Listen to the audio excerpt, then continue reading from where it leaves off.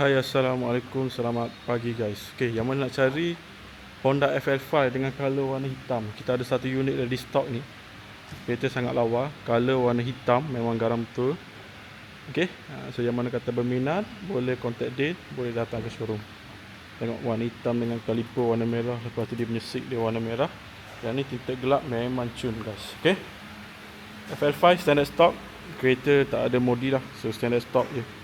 Okey, berminat nanti boleh contact Din dekat bawah, nombor dekat bawah.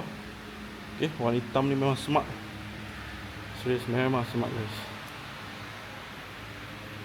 Nampak dia punya belakang dia. Honda FL5 Type R. Handsome. Tengok belakang dia, tengok dalam dia. Sini ada blind spot monitor. Ini masih belum lagi ada buyer lagi. So, yang mana kata berminat nanti boleh contact Din. For sale, kereta sangat lawa. Tengok dia punya seat dalam dia, kemas. Okey, yang mana nak cari kereta nanti boleh contact Din lah. Inbox je. Kereta ni sangat lawa. Tengok dia punya bucket seat. Sebab dia punya bucket seat dia macam baru guys. Okey, like new. Ni bahagian dalam dia. Belakang dia, okay, ada ambient light sikit. So ini bahagian belakang dia. Ini bahagian belakang dia. Berminat nanti boleh contact Din. Boleh buat appointment, datang ke showroom guys. Okey, nombor dekat bawah dekat description. Assalamualaikum. Bye bye.